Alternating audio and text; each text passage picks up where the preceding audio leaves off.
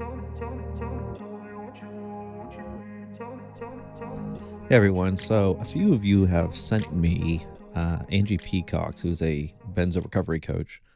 I guess she just released a video on a presentation she did about psych harm, and apparently she did this with the VA, which included, I think she said around 20 people, including some VA psychologists, and I think she said a social psychiatric worker, whatever the hell that is. It's a weird one. A social psychiatric worker.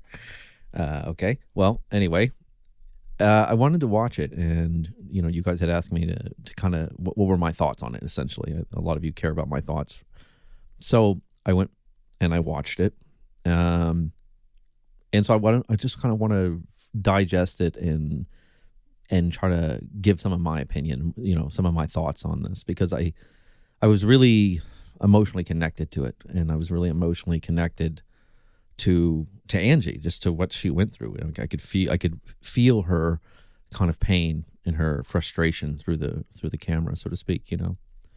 So all right, so for what it's worth, and one reason why I really did this, because I started to watch it and I thought, I'm probably not going to do any, it seems like whenever I give my opinions, some people get upset, but I also was very curious of where she went wrong, or where things went wrong. What was the pushback? Why, when she did this presentation in front of these people, where did the pushback come back? Because that's a very learnable moment, right? There's a teachable moment there for all of us, or any of us that are Benzo awareness advocates, right? Where is the gap? Where do we need to fight harder, or adjust our point of attack, so to speak? Anyway, so I watched the video and, sat and listened to it and thought about it for a moment. And I got to say, I wasn't very familiar with Angie initially. She'd been on my radar more recently just because different clients I had said, I had spoken to her or mentioned her video.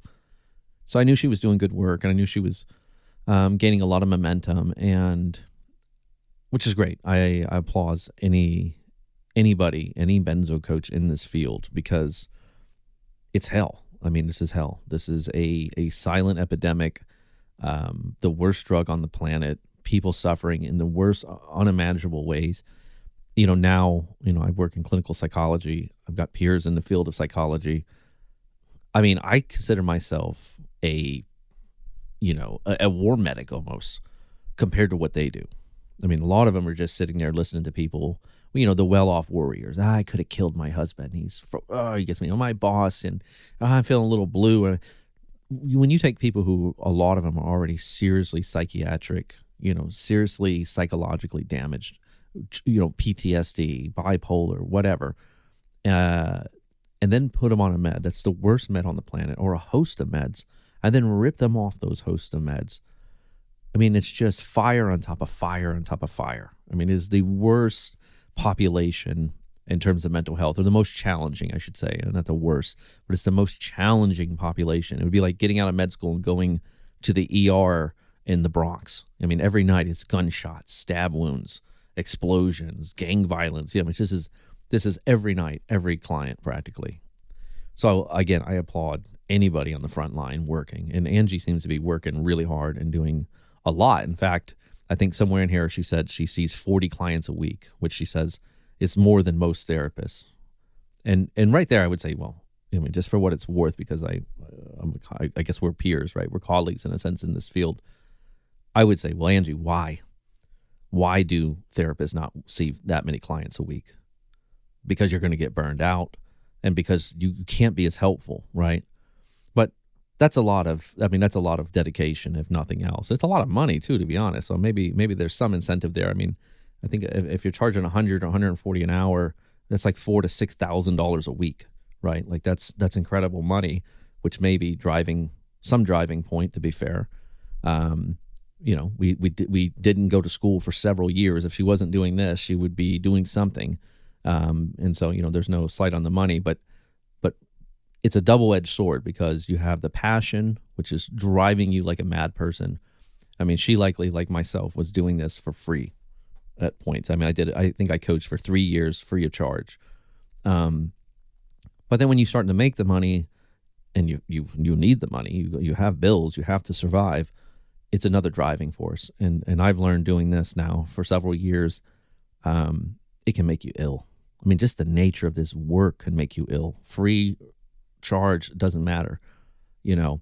And when you start to take on that many clients for that much, I don't know how she does it. I can tell you guys, I was 10 years out or several years out, you know, healed, really, really doing great. And I got sick doing this work. Immediately and I've gotten sick like 3 times, you know, like just burned out emotionally. You know, the scab of trauma from what I've gone through, just sort of being ripped open again and again and again through my empathy and my emotional connection to you guys and listening to what you go through. You know, it's, you know, trauma counselors, trauma therapists is essentially what Angie and I do. It's the highest rates of burnout. I mean, even higher rates of suicide. Nobody wants to talk about that in the mental health industry or field. It's really an industry, let's be honest. There's a lot of therapists that commit suicide and harm themselves or go to drinking or just become sick, burned out. My dissertation, in fact, was on burnout. So when I say burnout, I don't mean, oh, I'm a little tired, I could use a vacation. I mean, you're sick and it could take you 2 or 3 years to get better, to get better.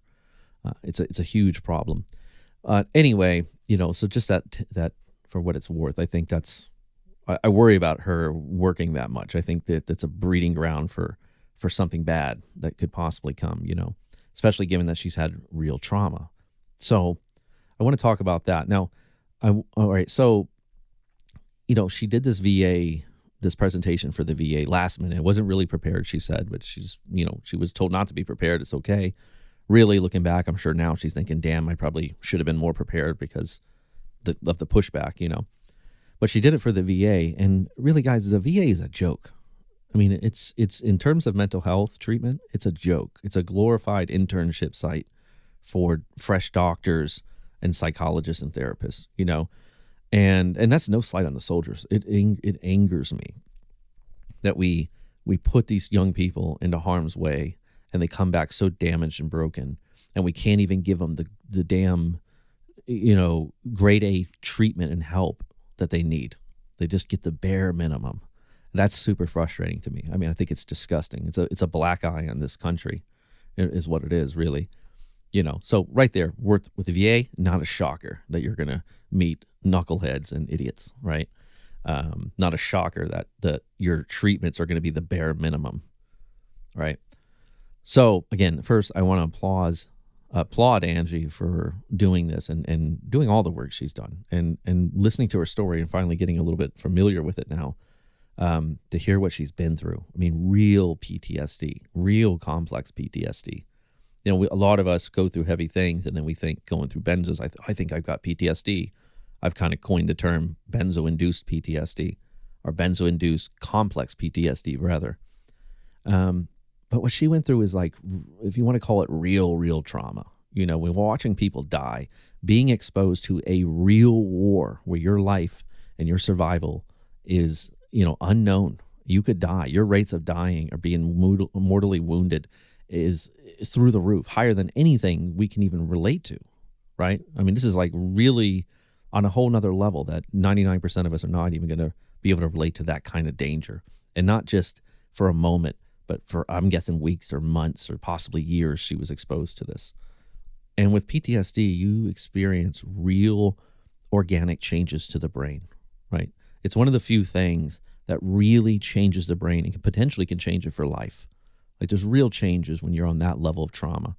It's extremely difficult to treat.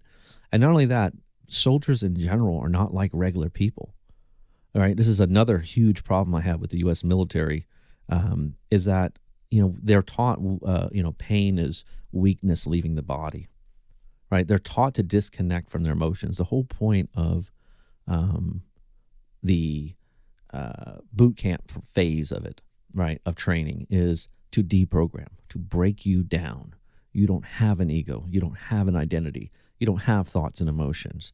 You are a robot for the U.S. military. That's the idea. And they can decorate it however they want. And maybe some soldiers can try to romanticize it and be an apologist, but that's what it is. That's what it's always been. They want mindless efficient killing machines, right?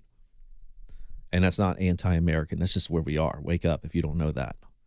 That's what that whole process is. That's why everything, go watch like Full Metal Jacket. That's what they're doing. They're breaking you down, instilling their chip and putting you out there. And then you come back, and the very thing that they instilled in you to make you such an effective soldier is the one damn thing you needed to heal when you came back. But they've sort of almost bred it out of you. They've almost conditioned it out of you, right? So it's a forgive me, it's a passionate topic for me as well. I get really, I'm just really bothered by mental health in this country, and these are one of these pockets of despair, But anyway, so I learned that Angie has real severe PTSD, complex PTSD on the highest level, right? And again, she was put on meds. She said, from what I gathered, multiple meds, many meds, and that she had multiple attempts of suicide during this process of trauma. Now, what is not clear here is, for me, because she didn't go super in depth in all of this, was she trying to kill herself before the meds? Were the meds helping at all? Based on what she described, it does seem like the meds were helping. This is what I gathered from it, that she had went through all this trauma, became severely mentally ill because of it, like many soldiers returned, and was a harm to herself. She doesn't talk about alcohol or drug abuse, which is usually super, super high. I wouldn't doubt if there's some story of that. She tried to drink herself, drink the fear and pain away and the trauma away. That might be part of it, maybe not, but then again, maybe not. But she's on all these meds. And she said that she had a response to trauma and was treated with drugs, and that's not what she needed.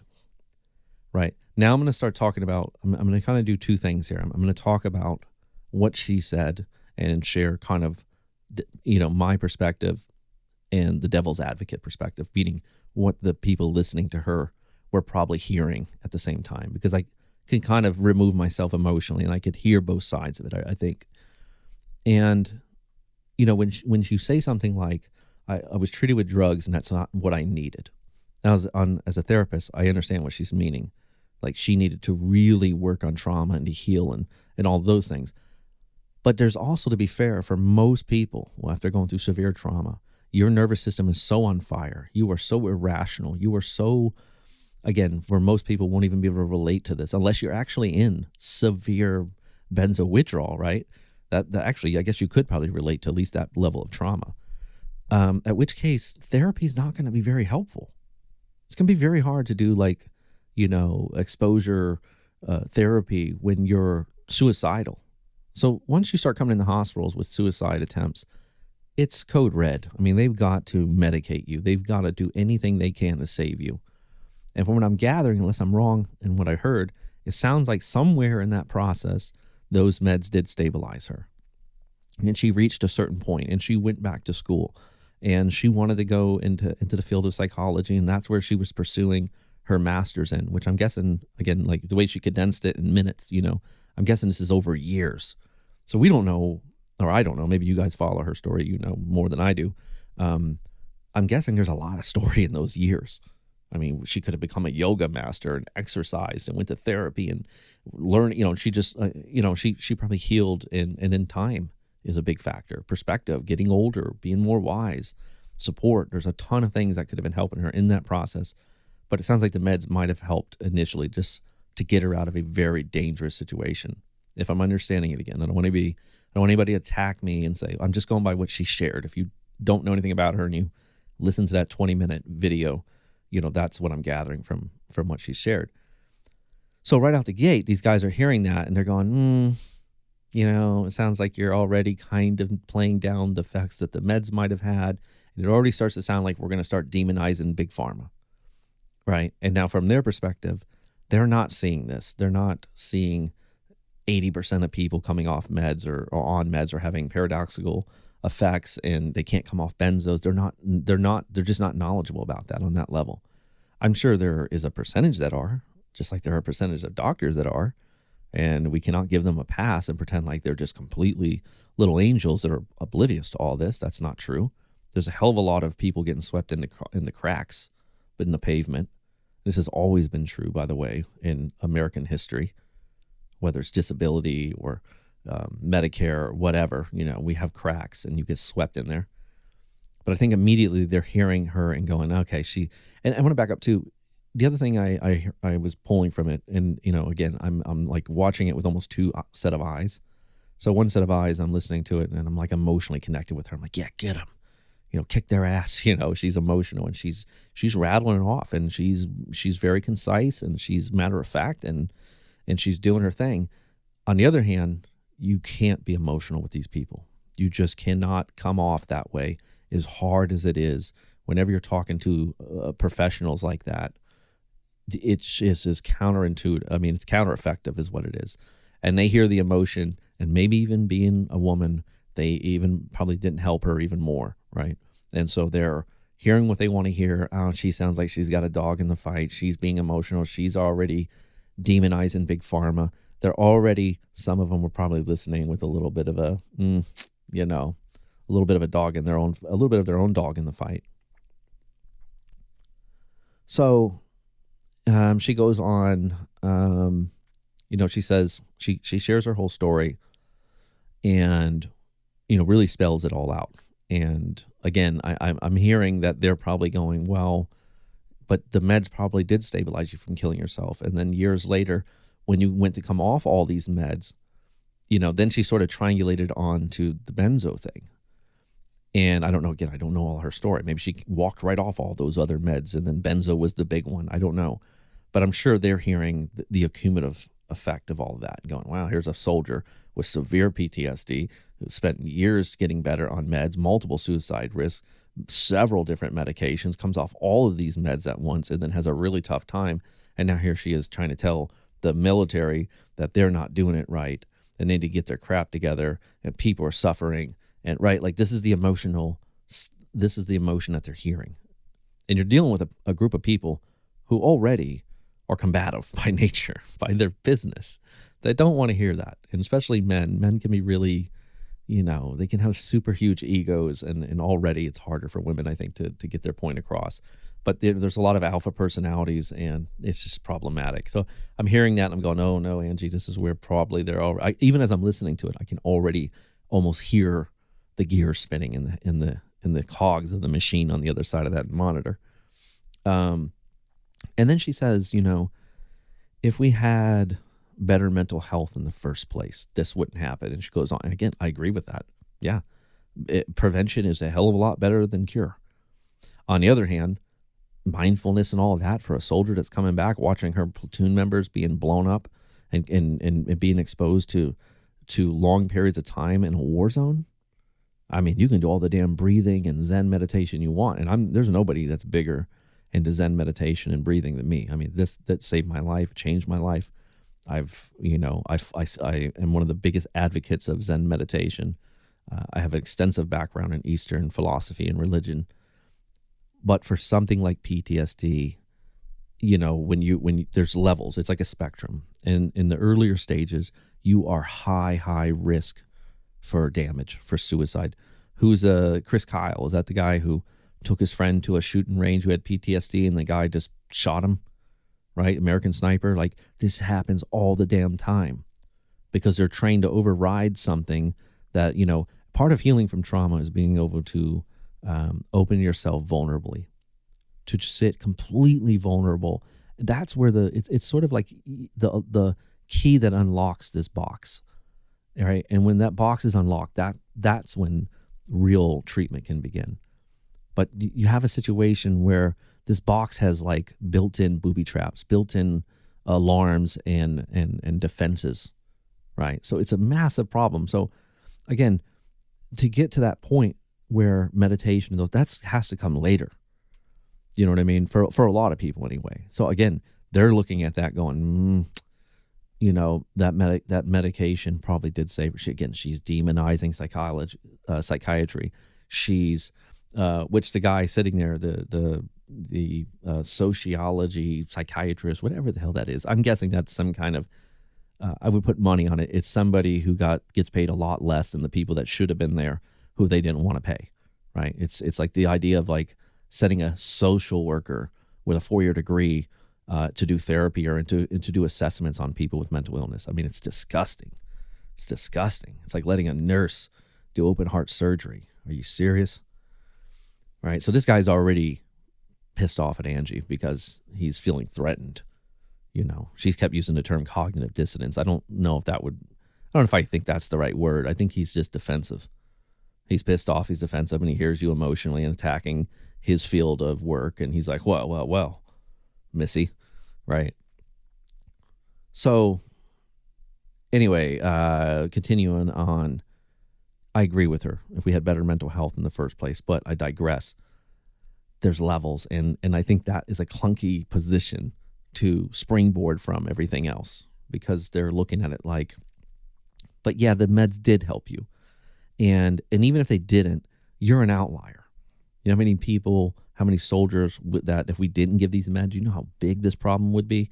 What are we going to do? Put them in an ashram and help them meditate? This is the way they're looking at it. It just sounds insane. It's like, these are really damaged people. And it's like coming into the ER with a gunshot wound. Like, you have to do some invasive, immediate stuff to stop the bleeding. Then you can do the physical therapy and everything else that's going to be necessary to heal. I think that's how they're looking at it. And that does make sense, right? Because, guys, psychiatry is not all evil. It has its place. It has saved people's lives, right? I'm not a big fan of Big Pharma, and there's a lot that they need to fix. And it's damn near destroyed my life, But to be fair, to be perfectly objective, it's not, the field of the devil, right? I know some of you are automatically going to go dislike button. Coach Powers is an idiot because you have a dog in the fight. I don't blame you. But when you get past all that anger, that seated anger, and you look at it objectively, you'll go, well, maybe he's got a point, right? So, you said, or Angie says, psychiatric social worker, excuse me.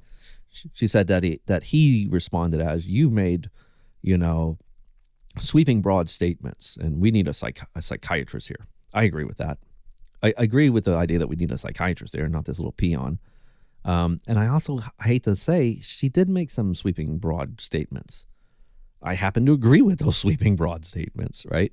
But in the terms of the presentation, they do seem sweeping and broad. I don't think that's completely out of character to make that statement. It did come off as much like, look, there's a big problem with psychiatry and this and that. And the way to get anybody in any argument on your side is begin first with an agreement. Begin first on a platform that you both see eye to eye on, and say, look, but then again, I don't want to speak for Angie. Maybe she doesn't feel that way. And if that's the case, well, then, you go, girl, fight your fight, right? But if you do agree that there's some good in psychiatry and that maybe there is a lot of soldiers that get help and maybe even, then start there and start to be, so that they don't go on the defense immediately. Because if anybody you're arguing or trying to change their mind on anything or enlighten them on anything, if you begin with some kind of statement that automatically puts them on their heels, their guard goes up. It's all a downhill fight from there, right? So some of those statements I did think from what she was saying felt a little bit general. I happen to agree with her statements, but I could see where they're, the social psych dweeb didn't know, he knew he didn't know enough to combat her, but he knew that there was something he was hearing, or he felt like there was stuff he was hearing that somebody above him might have had a rebuttal for. It's kind of the impression I got, which is fair enough. I mean, this is what we need. Yeah. I want to see two psychiatrists. I want to see Angie or me bring a psychiatrist in there who understands this, and I want them to talk with the psychiatrist that doesn't. That's what I would love to see. Again, moving on, she said, she said that they don't do med checks, and the guy pushed back on that. Said, well, they do med checks, and they have these boxes that they check. I'm not very familiar with that, but from what she explained, I kind of get the sense of it, because this is true with other type of med checks and other areas of work, within psychology and therapy and such. She said, okay, if they ask you, are you okay on these med checks, and are they working for you, people don't know. They don't know what they don't know. And so they don't, basically Angie's saying that they don't know how to answer that. They may not even know that it's not working for them or that it's causing them some kind of paradoxical or problem, right? Again, this is where it becomes a bit sweeping again, because I agree with that. I agree with that, but there's a hell of a lot of people that likely are on the meds, and when they report on them, hey, how are you feeling? Are you suicidal? Are you anxious? Can you leave your house? They're going down the checklist, and these people, are you depressed? And are you working? Like, these people are showing improvements enough to keep warranting the meds. Now, granted, this country has always been about quick fixes. I mean, if you want to see something disgusting, go back to lobotomies. Talk about quick fixes, right? Big pharma is a response to the removal of institutionalization and lobotomies, guys. That's what our country used to do. We used to just put you in a hospital, quote unquote, which is more like a psychiatric prison. And when that didn't work, if you were still a problem, we would burn and cut and poke and remove parts of your brain through the eye socket, to try to get you to act right. Think of One Flew Over the Cuckoo's Nest as a pretty great introduction to that. That was big. Then deinstitutionalization happened. We still hung on to the lobotomies till about the 80s. Yeah, till the 80s. Then that went away. And about that time, the big pharma emerged around the 40s to 60s, really gained momentum in the 60s. And over the next 20 years, that was the turning point where big pharma became the new sort of, the Band-Aid of the government, right? But you go back before that, before institutionalization, before lobotomies even, what did the government do? Oh, you didn't, it was almost worse. You talk about falling through the cracks. That was it. You were on your own. You were thrown in prisons. You were murdered. I mean, you go all the way back to, we can go way back to like kings and queens and, back to when the world was very different. You did not want to get sick. You did not want to be disabled. That could mean your life. There was nobody coming for you. There was no justice. It was very ugly. The whole field of psychology and mental health has just been one disgusting timeline that's just slowly improved. Really, really slowly improved to where we are now, which a lot of us will say it's a joke still. Yeah, it is. But it's a hell of a lot better than it was. Nobody's burning your brain out of your eyes. Now they do it with, you can say, well, they do it with meds now. Yeah, that's true. But again, guys, a lot of those meds do help initially. I don't like meds. I'm not on meds. I'm not one to prescribe meds. I'm a holistic person, but give the devil his dues, right? To be fair and objective here.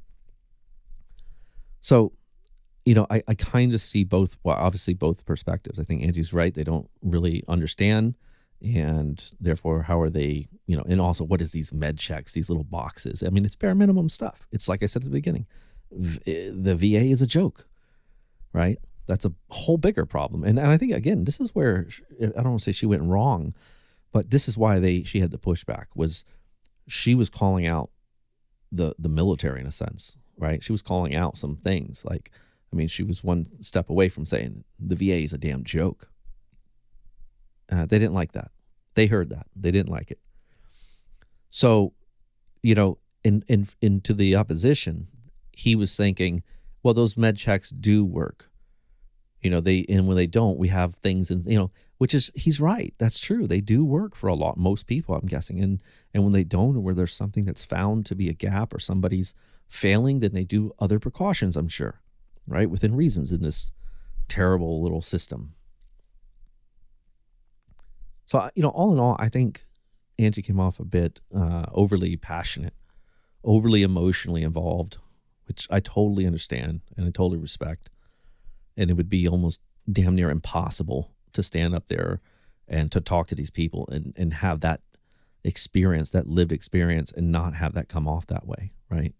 It would be almost impossible. But it is what is needed. And I learned this being, my doctoral work. They hammered this in our head as far as research goes, because in a lot of ways, as much as I've spent learning therapy and all of that, I'm also a research scientist. And the one thing they've hammered us for years over the head with was, you don't have a dog in the fight. You don't have an emotion. You don't have an opinion. And if you do have an opinion, keep it to yourself. And it's all about the science. It's all about the data. It's about all that, and I did learn that when you're talking to these people, like that's the language they speak. They just want to hear a lack of emotion and clear-cut data and those type of things. And I know Angie said she was sharing some stuff in the group, but I'm just listening to, I don't see that. I'm just listening to her talk. It came off emotionally charged, absolutely. And, like I said, for good reason, but I also see why they were, some of them could be sitting back going, another one of these types, and I'm sure she's not the first. She can't be the first, right? So, yeah. Again, I would have asked him, I would have been curious to ask him, where did you disagree exactly? I think again, we should have started on a basis of agreement somewhere, and then maybe had, kind of walked him into the problem. And then asked him, and you have to dissect it there. Or when they say, as they say, there's a gap in research. Where's the gap in the research? We can't just go up and with the problem statement and just hit them over the head with it. It's sort of, you've got to kind of coax them into it. At the end, she said, this really deflates her spirit. And I feel bad for her because I can totally feel that. Absolutely. It is, it's immensely deflating, soul crushing. But this is the war we're fighting on this thing, and I would encourage all of us that are fighting it to check your emotions. Be careful not to become almost dogmatic in your mission or to get so emotionally involved to the point that you can't communicate this thing efficiently enough, not correctly. But efficiently. I think that's going to be the challenge. And this is where I think a lot of the Benzo Information Coalition and a lot of these guys, they really kind of do lean toward demonizing psychiatry. And I get it. And they sort of overplay the effects of benzos, and I get it. And you could just see, if you're really looking, where things could come off the rails there, and where the opposition. And it's just, I just think this is a situation where the instinct on how to approach it isn't right. That you've got to be almost like a mindless robot, a research machine, to sort of speak their language and drag them into something that they by default don't want to see. They already have their schema, their model of what they think it is. So to show anybody the error of their ways is really, really damn tough, right? But that's my opinion on it. I just think, I applaud her. I think she did a great job. I think you give that presentation in that way to 100 groups of those people, and 99 times you're going to get the same sort of split reaction, unfortunately. Even if you give it the best you can, I don't care who you are, you're Jordan Peterson, Elon Musk giving that presentation, you're still going to be met with opposition. That's understandable. But I think that's the base that we need to hit it with this sort of numbers, and especially showing them, like the military, how this impacts them financially. Now, if you want to change something in this country, show the government how much it costs them. That they hear, that they get behind. You start, crunching the numbers. She works with the VA. I'd be crunching the numbers. How many people, are on disability because of the meds? What's it costing? And then have some kind of idea of a solution. Is there better screening? Is there better protocols, et cetera, et cetera, et cetera? I didn't hear any of that. I didn't hear anything talk about taper or any of that I can recall. So, oh, and finally, one last thing. The last thing she said in her video was save yourself because they're not going to save you. And to me, that was the worst thing she could have said at the end of that video. And she didn't say it to them. She said it to the audience. And maybe that was just born out of complete frustration, right? But the idea to say they can't save you, you got to save yourself. I think it overblows again. It's emotionally charged. It overblows the problem. Like if something happens to you and you get on meds, the system is going to damage you and destroy you. And that's just not true. It's just not how it works. The big pharma, unfortunately, or fortunately, depending on how you look at it, has helped a lot of people. I know these people. I, like Angie, work with people every day, and I can't tell you guys, and some of you listening to this will agree with me on this point, that many of you guys come to me and it wasn't like you just got on benzo and tried to come off and your life went crazy and, oh my God, it's a deadly drug. I hear, oh, I was on it, 10 years ago for 3 years and I walked right off and I was doing great. And I said, did it help you? Oh my God, it saved me. I couldn't sleep. I was going through this or that.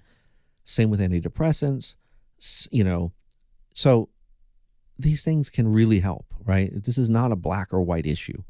It's a gray issue. It's nuanced. And that's the problem, I think, is we can't come at it black and white.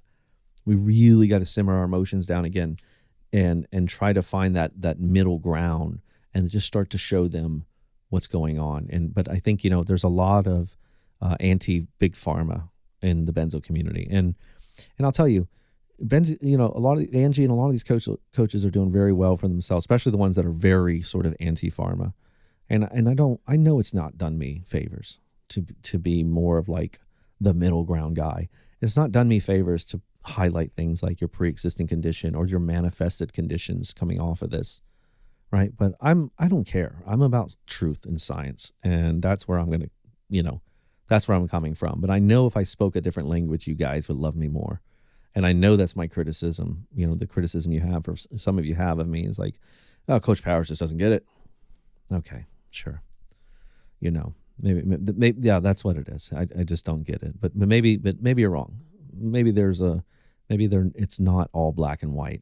And that's been my message, and that's what I'm gonna, that's the hill I'll die on, I guess, with this stuff. But anyway, I digress. Good to her, and for fighting the powers that be. And yeah. Oh, one last thing, and while I was thinking about it, and listening to her story, what I did find interesting and a little bit confusing to me was she just sort of presented it like she was really ill, really PTSD, got on these meds, was suicidal, got on these meds, and then somewhere in the middle just was better, and then came off of them and then had troubles with benzos. I work in, again, my background's in clinical psych. Illnesses don't go away. You don't just wake up one day and PTSD is gone, and everybody has stuff, and even for Angie to go into the military, she's a different kind of person. Normal, quote unquote, normal average women especially do not just go into the military, right? So I'm guessing if you sit down with her before she went into the military, she was a tough person. She had a certain mindset, and there very well were probably other factors in her life and her growing up, things she went through, probably other traumas or this or that. Like, right, we all have this stuff. And this is, again, a situation where I keep noticing a trend with a lot of these coaches, like Dr. Jen Lee, where it's sort of like it's all on the benzo, but then the healing part, they just sort of go, like Dr. Jen said, well, my anxiety just went away. I was like, wow, I've never seen that. I've never seen that, where anxiety just goes away untreated. I didn't know that did that. You know what I mean? I think there's a better argument to be made that there were a lot of things that they were doing, Angie and Jennifer Lee, myself, that were making us better. I think with me, my focus was completely on those things. There was a conscious effort to all of it to say, I'm building neuroplasticity. I'm creating new pathways in my brain. I'm learning new skill sets. I'm learning to separate fear from anxiety. I'm desensitizing, I'm doing exposure, I'm, et cetera, et cetera, et cetera. So that part I was a little confused by that. I was like, well, where did the pre-existing condition come into play in all of this? And where does the manifestations of going through that, the manifestations of having all that go wrong, and all those meds and the suffering and all the additional trauma and all of that, where does that come into play? Why is that was not part of the story? Maybe she talks about it somewhere else. I just hope it isn't a situation where all of that just sort of disappears, and in sake of almost elevating benzos as being, public enemy number one. So I don't know, just some thoughts. Anyway, those are my thoughts, and great job to Angie and